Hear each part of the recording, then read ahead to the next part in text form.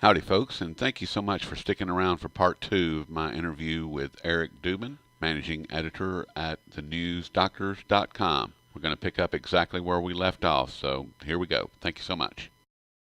I've been reading some comments recently on different websites, and there seems to be some speculation floating around out there that it is possibly the Chinese Right. that have these long positions.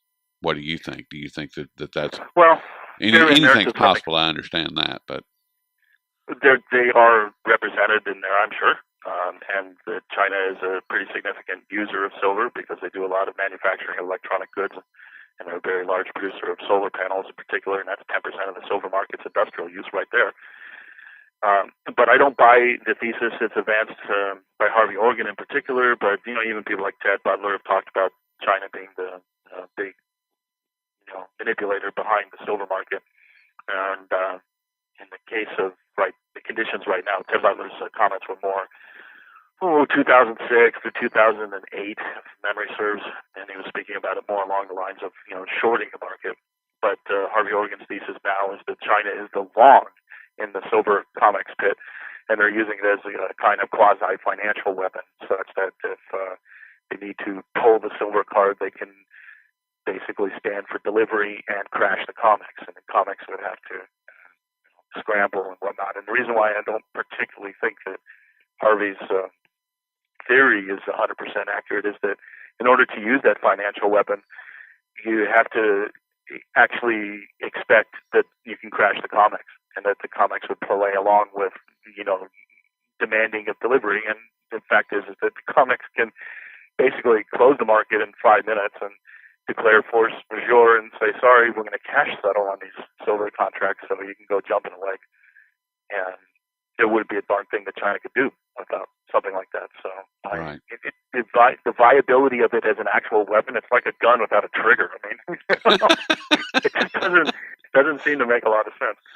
So I'm So skeptical of that thesis. I mean, I certainly think that they're there in the marketplace, but they exercise far more political and economic power holding the United States treasuries, or as was the case in 2008 when they picked up the phone to Secretary Treasurer Paulson and said, hey, look, we own about $800 million worth of million. I think I misquoted. It's 800 billion, excuse me, of mortgage-backed securities, and we need you to nationalize Fannie and Freddie Mac because these things are like 60 cents on the dollar on average in our portfolio. We know that this is just a rigged game that you guys have been running, and you need to deal with it. Otherwise, we're going to dump it all, and that'll crash your banking system. And unlike the case of the comics, there wouldn't be a darn thing that the United States could have done about something like that. So they responded and nationalized Fannie and Freddie, which were huge moves that basically precipitated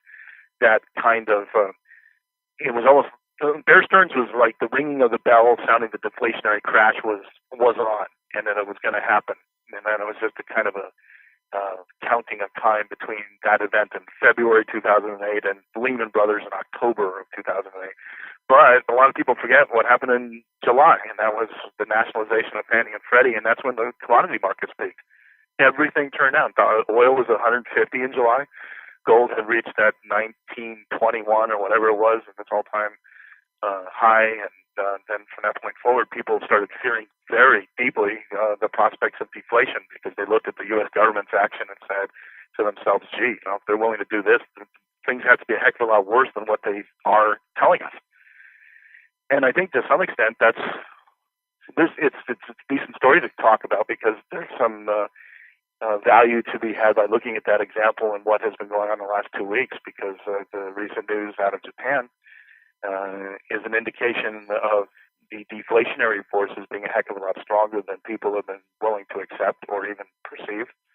And that part of the fear that we had going through the commodities markets in the last couple of months, but also, kind of punctuated in this very week, has been that deflationary fear. It's like, everybody's thinking, the Federal Reserve and central banks have our back.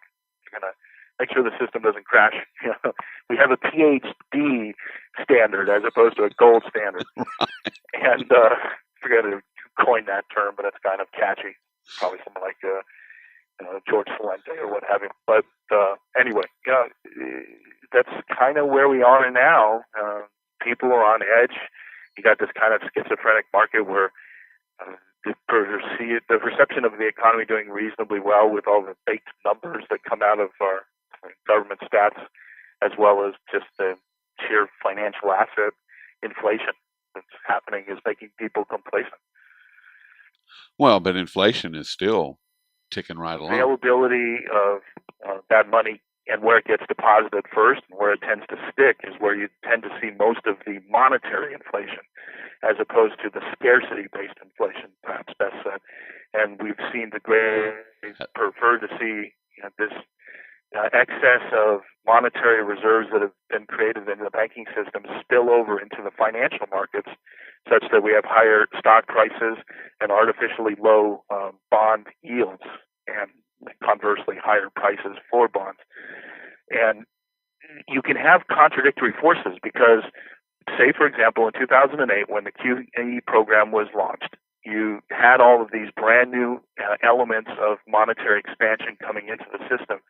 But simultaneous to that, you had trillions and trillions of dollars worth of assets that were bid up excessively beyond their value. And the deflationary process starts when the perception of that value has a day of reckoning, and people recognize that the assets are nowhere near as richly valued as what they're being quoted as. So all of a sudden the perception evaporates, and it's almost like money goes to money heaven, so to speak. It's like the value, these assets, these mortgage-backed securities and other types of collateral that were in the banking system that were overvalued in 2008 and had their day of reckoning, suddenly create a kind of a tsunami of deflationary forces within this shadow banking system, and that contracts credit and it contracts the economy.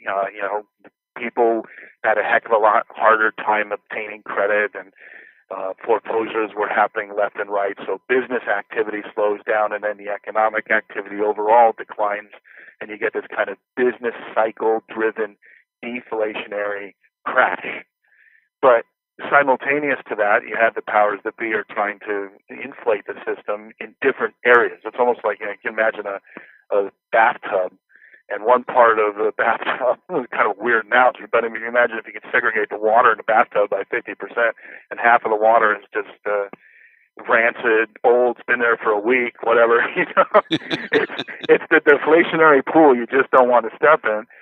And then the Fed and other central banks around the world are creating all this excess liquidity to try to basically maintain the level of the water in the bathtub. Okay. You get deflation going down the drain, new water coming in from the spigot. And they kind of have been somewhat canceling out. But then again, if you look at any specific sector during any given calendar year, you can see pronounced negative impacts when it's deflation. For example, 2010 was probably about the bottoming of the housing market, and then we shot up to 2012, and now we're beginning to level out and slowly redigest the inflationary impact of all of the credit that was added to the real estate market. But one example. When QE hasn't a lot of the so-called dollars that have been generated through QE, hasn't most of that been parked either at the bank or at the Federal Reserve in the name of the bank? And that's not actually out in the system? Well, yes and no. I mean, I like the bathtub analogy extended once again. I mean, if you put reserves into the banking balance sheets and then they're parked on the Fed, that's analogous to water in one portion of the bathtub. But those banks go out into the financial markets, and because they have collateral on their balance sheets, regardless of where it's parked, they're able to participate in paper pushing and participating in the financial edifice, this kind of like parallel economy that we have layered on top of the real economy worldwide, but in particular in the Western financial centers. And so you do get a kind of inflationary force from the shadow banking system being rejuvenated in different segments of the bathtub. The real estate market has been sucking eggs for years and years, yet at the same time, a huge amount of financial speculation was going on in the bond market and the stock markets. So they kind of canceled out. Yeah, I mean and that's where most of the QE money's been going, is into the stock market, the S&P, and all that. I mean, that's Right. unless I'm wrong. I mean, I think that's And if you're why. Goldman Sachs, you're able to borrow at next to zero financial rates and then go out and speculate it. And Okay. on top of all of that, you're participating in markets that the powers that be would like to move in a direction that you're betting. I mean, that would be a great way to invest. I wish somebody would do that for me. That'd be wonderful. Same here. We don't have it that easy. I mean, I understand that the price of gold and silver are artificial, in that they are nothing, that the price that they are today is nothing more than computers pushing around other computers and generating information that says, yeah, 1550 sounds great for silver, and 1100 sounds awesome for gold. Right, And right. I mean, I get that, but But at then what? again, if the Swiss wanted to repatriate, gold to the point of backing their currency by 20%, they, admittedly say, "Oh, we got to do this in 5 years," because even if they would, be relatively aggressive in their purchases of gold, they can't scoop up 600 metric tons or 1,000 metric tons with ease. It's just not there. It does not exist for sale at current prices. So there is a breakdown in the price discovery mechanism that's being dominated by the paper markets. Okay. Another analogy would be the German repatriation effort, which they conveniently said, forget about it. Yeah, we're good. They only gave us 5 tons last year, and We're pretty clear that you satisfied. don't have the gold. So rather than create a crisis by demanding something that you can't deliver, we're just going to shut up. We'll just sit over here in the corner for a while. Figure out what we want to do next. Exactly. And hopefully the French won't do that. And I actually believe that they're going to. I believe that the referendum You mean is the going Swiss? to pass. Yeah, you mean the Swiss? The I'm Swiss sorry, referendum. the Swiss. Yeah. Yeah. Well, who knows? I mean, the initial polls were showing that it was up about 6%. Now it's about a dead heat in terms of the polls, and it's very clear that there's going to be a gigantic propaganda campaign launched to try to make people fearful about voting yes. But I think that there's enough people. I'm hoping that there's enough people that are pushing, good, truthful information. I mean, all they have to do is look at their economy. I mean, if they can't look in their wallet and go, this whole euro thing ain't really been working out so well for me. I personally believe that it is going to pass. I believe that the people of Switzerland are going to do the right thing and step up and pass it. And I think that you're right. That once that does happen, that where's it going to come from? I mean, it's not there. It's not there. We already know that that's not a tenable situation at current prices. You need much, much higher prices to liberate an incremental level of supply that could conceivably meet the demand of hundreds of metric tons of extra gold per year. As it stands right now, China all by herself is consuming practically the entire world gold mine supply on an annual basis. And gold demand, despite what we hear in the press, has only marginally declined since the absolutely heady days of the summer of 2013. At the worst case scenario, we've seen maybe a 10% or so reduction in demand, and that is that's off all-time highs. Well, yeah. If you have to go back to maybe 2012 to see levels that high, and prior to that, each year the level of the gold that was going into China was practically doubling for 3 or 4 years. So, this whole facade, it really does have an expiration date on it, and that's what people in the industry are always debating, what's the end game and when will it come and all of that. And I think that within 3 years we will see the end game play out, and it could be as soon as a week from now. I mean, it really is very hard to put an exact time frame on any of these dynamics because there are so many moving parts. But the end game is here. We're in it. We're in through it, and it's definitely going to be an evolutionary process, more likely than not. Yes, it will definitely be a slow. It'll be very slow, and then it'll be very quick. Well, punctuated periods of punctuated. Well, kind of like what happened yesterday with exactly. the Silver Eagles. Exactly. You wake up, everything's fine. By lunchtime, well, everything is not so fine, and in fact it's broken, and we're closing the doors.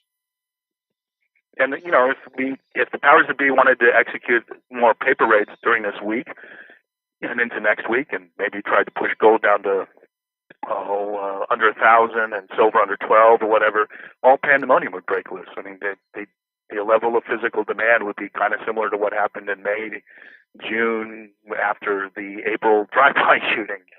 April 15th or so on a weekend, there were over 400 metric tons of gold dumped into a 5-minute window on a Sunday, and that completely destroyed the bid stack and the overnight markets. And then, lo and behold, a few days later, we were down over $200 in gold, and that was the start of the 2013 manipulation fiesta.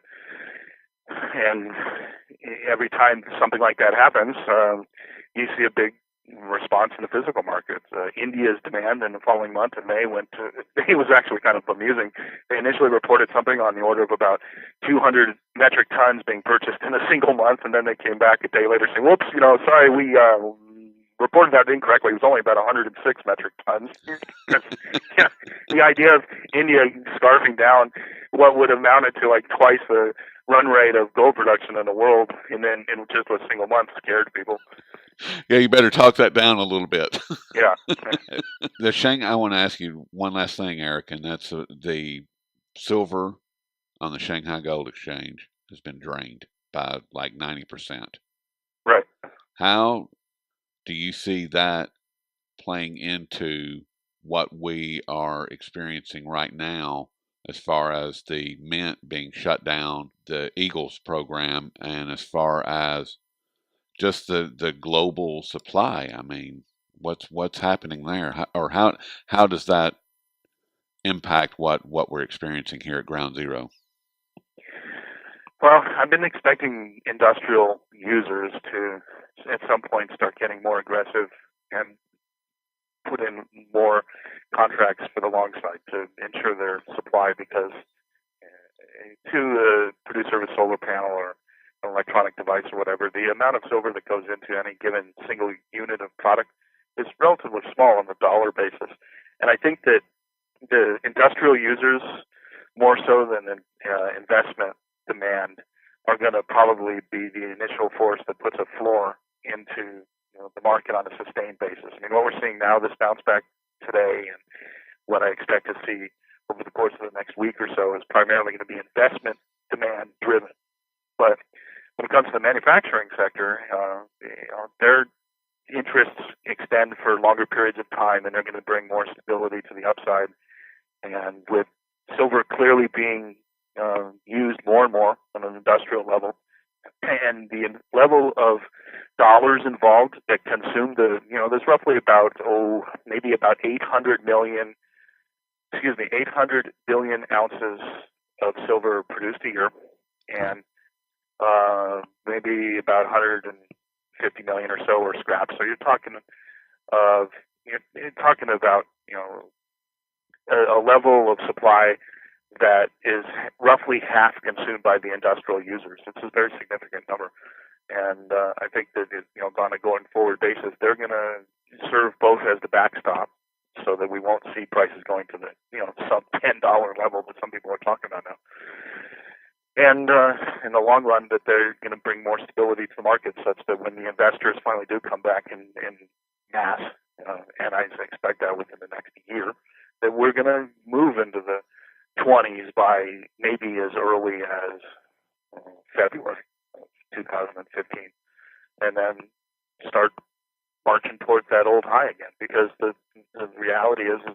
fundamentals of the market are stronger now than they have been in many, many years.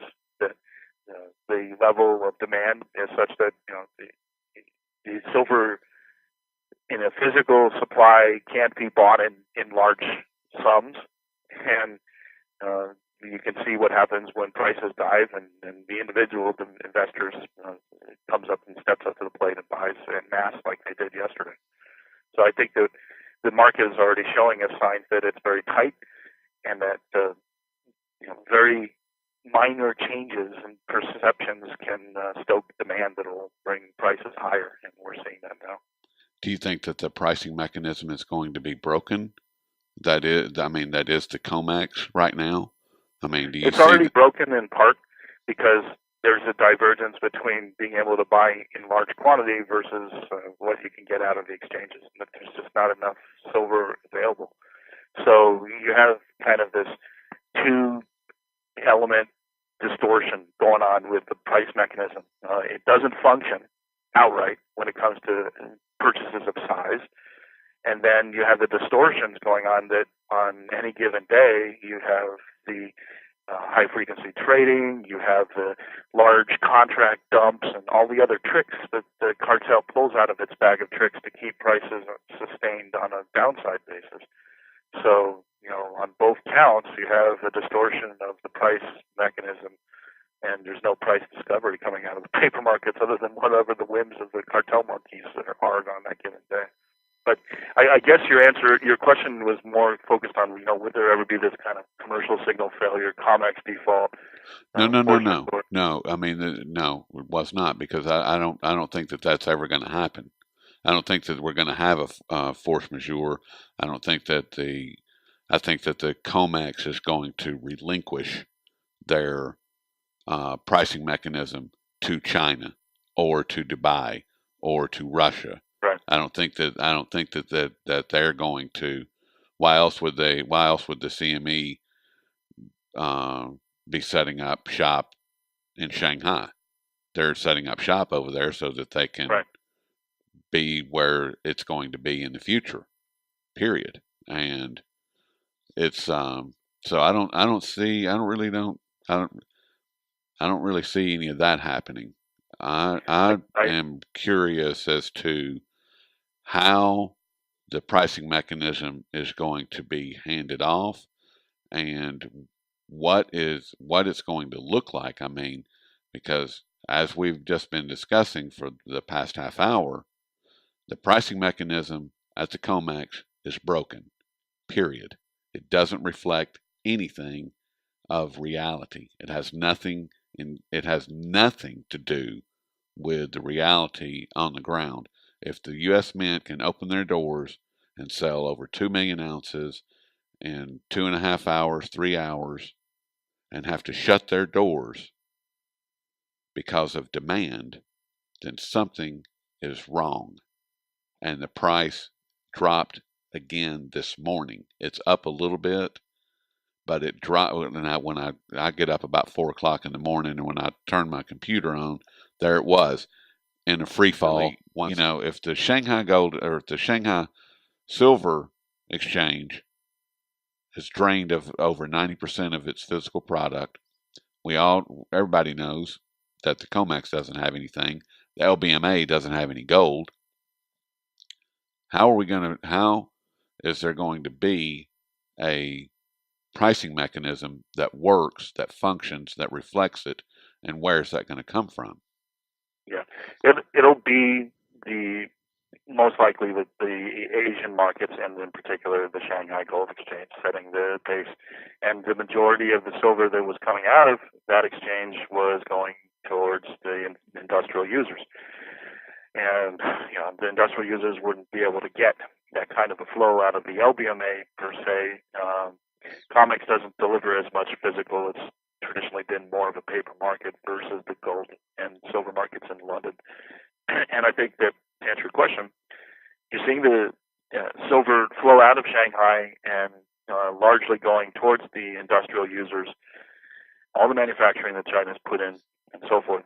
And that, in turn, that puts pressure worldwide on the silver market such that further prices on downside would put a huge amount of strain on markets like the Shanghai market. So ultimately, the cartel has to run what has been described as kind of a managed retreat, where they'll beat the crap out of prices, push things down, get physical markets so strained to the point that they begin to wake up, and you see things like what happened yesterday with the United States retail investors jumping up and buying a heck of a lot of silver, and that immediately puts a shock into the available supply, and then in turn, that's what stops the market from crashing. And even though from a technical point of view, you look at markets and standard technical analysis would say, geez, there's no floor here. It can continue to fall and fall and fall.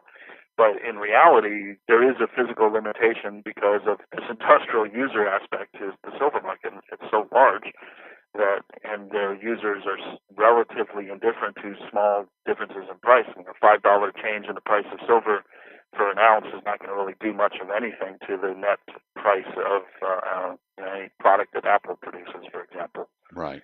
So that's the Achilles heel of this whole system. If they want to crash the system, they can do that.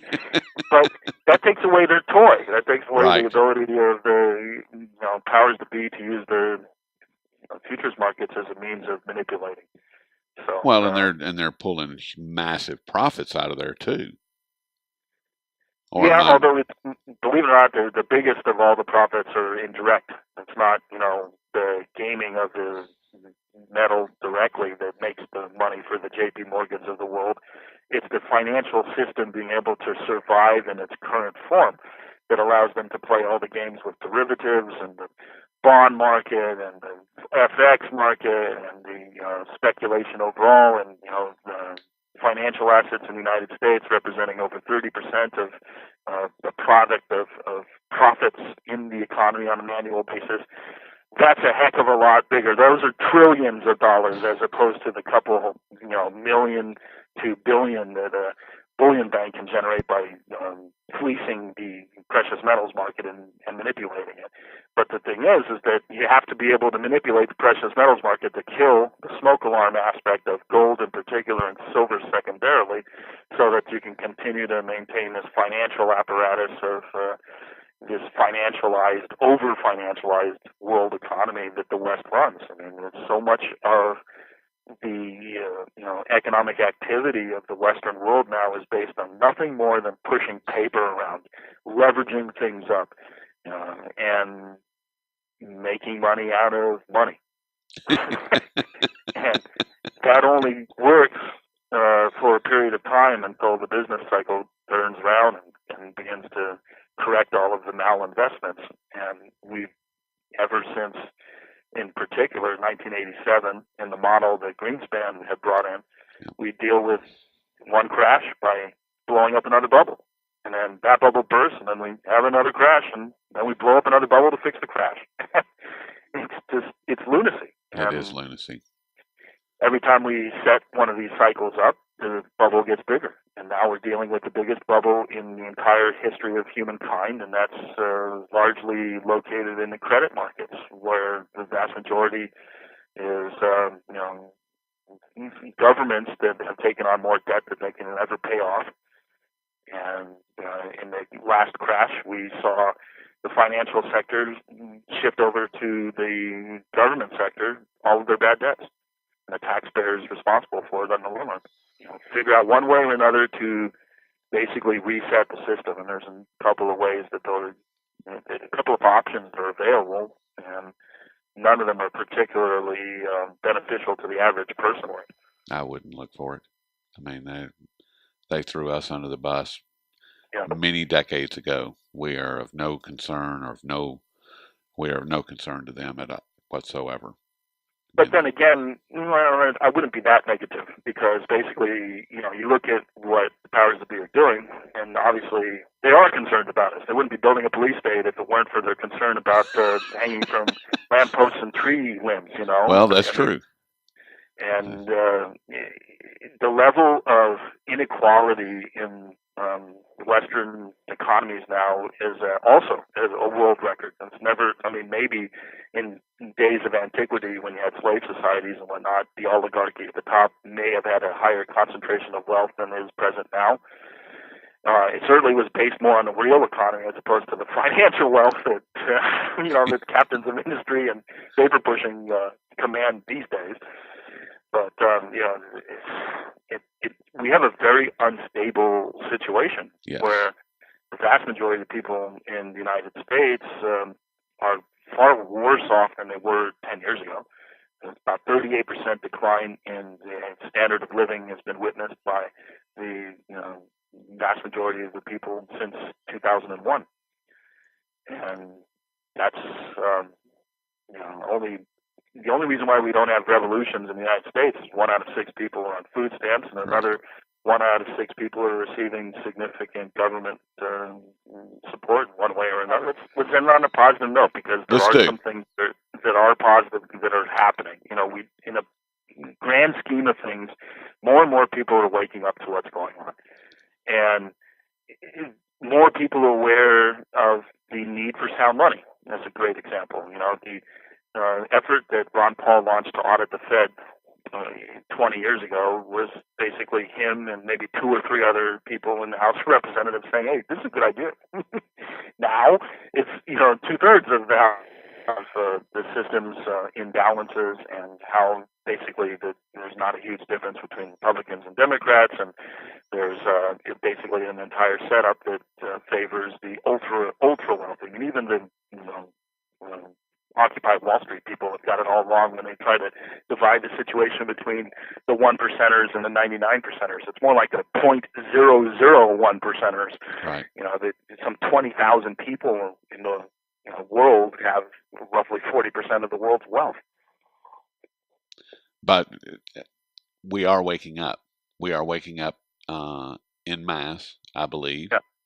And I think that events like yesterday are actually very positive in that effort, because even though there was not a blip, and there never will be a blip on mainstream media regarding the U.S. Mint shutting down because of demand, there's enough people that are coming around and asking questions. And a great example is there was one of my wife's friends sent me a question through my wife's Facebook and wanted to ask me about 90% silver. And that's never happened. That has never happened before. And to me, that is extremely positive. So you're right. I mean, there's a lot of really great things that are going on. It's very easy to get overwhelmed by the negativity of the reportage that's out there. I mean, look at Ebola. It's a perfect example. Yes. 2 people have caught it in the United States, or brought here ultimately, out of 330 million Americans. Where's the proportionality and sense of perspective in the circus that we've been watching in the last 6 weeks or so? I mean, yeah, it's horrible. The disease is about as gruesome as one can imagine. Yes. And the mortality rate is ridiculously high, 50%, 70%, 90%, depending on the strain and what study you're talking about or what have you. But in reality, you have better odds of being killed by a bee sting than Ebola so far. Well, I was going to say measles. I mean, because there's real data on that there was 14 people per hour in 2012. Yeah. Per hour for the entire year of 2012 that died of the measles. Nobody was panicking over that, on a global scale. That psychology is an interesting thing. There's no our perceptions are just. Oh my goodness! It's a text message, email world that we live in. Yeah. It's going to be an interesting couple of months going forward. I think that we're going to see some kind of a focusing of the day of reckoning process in 2015 when it comes to our financial markets. And you think so? You think 2015 is going to be like a laser as far as that's concerned? I think that we will see some very significant periods of transition. This bubble that we have in the bond market is probably going to burst. And Really? I don't know how much air is going to come out of it. That's really one of the key questions. But I think that we will move over 3% on a 10-year U.S. government treasury. We were, floating around maybe 2.3 or so percent, if memory serves correctly right now. And every time we've moved towards 3%, the powers that be completely freak out and go to bat with either QE programs or currency swaps or whatever to fight it. But I don't think they can fight that indefinitely. And 2015 is going to be the time where interest rates finally do start moving higher, and that's going to put huge pressure on the stock market. Yeah. And ultimately, it will create a stock market correction, 20% range or so at least. You don't think it'll be more than that? Because I do. I think it'll be. I think that once the stock market does I think correct, it would be more than that in a normal world, but that the powers that be are going to respond. I mean, look at what happened 2.5 weeks ago or so when we had a 5 or so percent correction in the S&P 500. Governor Bullard at the Federal Reserve in St. Louis came out, and he's been known as a hawk, but he was put out in front of the media saying, well, maybe we might have to postpone termination of QE and keep interest rates falling lower for a lot longer than people expect, precisely because of the instability in the asset markets. And then after his statement, within the next 3 days, you had a cacophony of other Federal Reserve board members or voting members come out and say basically the same thing. So, a tiny little stock market correction sent everyone scurrying. And when the big one of a real correction of 10%, which is the classical definition of the correction, comes, the Fed and other central banks are going to respond to that. So I don't think we're going to have a financial crash. I think we're going to have a delayed reaction style crash where the excesses in the market will be wrung out partially, but then we'll go back to bubble blowing. do you think that? And that's when gold is going to go bonkers. Silver is going to go bonkers next year because people are going to realize that all this 7-year period of nonsense with this QE was for naught. For nothing. I mean, yeah, it prevented a Great Depression style crash, but the consequences of it are that the problems were never fixed. And not only that, they're a lot worse. In some areas, they are absolutely. Yes. How do you see the Russia-China relationship playing into 2015? Do you think that I mean their union at this point is very strong and getting stronger every day? And yeah, here's one sequence of events that could play out pretty easily. China and Russia and all of their bilateral relations they're establishing with countries all over the world are increasing the amount of yuan and ruble usage as trading currencies first and foremost. But that erodes the reserve status function of world fiat currencies as well, particularly the dollar. And when that is eroded, that translates into a lower background level of demand for United States government debt. When that happens, that plays into the scenario I just outlined of interest rates having to rise to elicit more interest in people stepping up to the plate to buy bonds. You got to be compensated more with a higher interest rate in order to get the demand up to buy the bonds. Right. I mean, right now, even though the majority of the people buying these bonds probably buy into this whole nonsense about the United States inflation rate being in the 2% area, and so they're willing to purchase bonds that pay a little bit over that. But that charade is fading. More people are aware that that's just total nonsense. And ultimately, the size of the government's debt and the service of the debt in the terms of its interest rates are going to be such that you have to have a lot more interest in bonds. So the price will drop, making it more attractive for people in terms of yield to purchase more.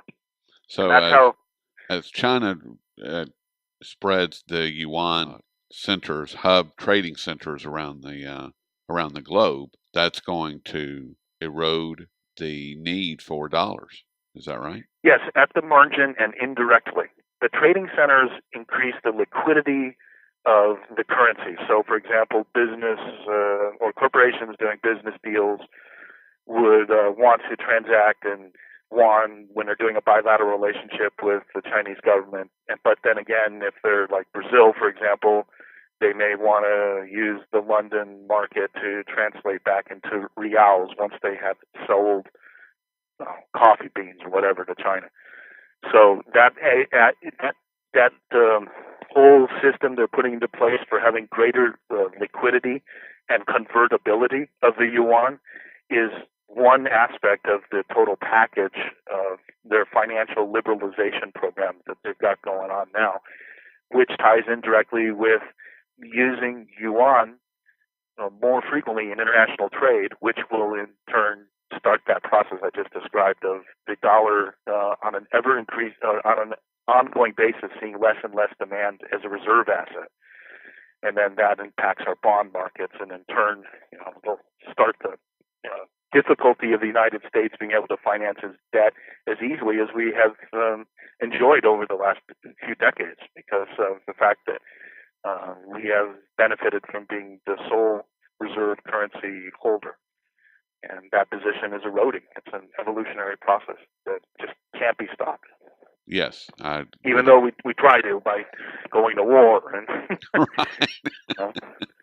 doing trade deals like the Trans-Pacific Partnership, trying to exclude China and all the other things that we do. Which is ridiculous. But, well, Eric, we are well over an hour into this at this point, and I could probably go for another hour. But you have things to do, and as well as I. So, I won't take up any more of your time. We've been speaking with Eric Dubin, who is the managing editor over at the News Doctors. And please check out his site because he's doing just a marvelous job. Well, it was very great speaking with you, Roy, and enjoy it as always, and look forward to coming back on the show anytime you like. Sounds good, and hopefully we'll be able to do this just before New Year's. What do you? Yeah, I typically do my long-term forecasts in October and January. I'm very unconventional about it, so. Okay. Well, you'll get an advanced peek for the January forecast. Sounds good to me. And with that, I appreciate everybody tuning in, and this is Rory over at the Daily Coin, and please check us out as well.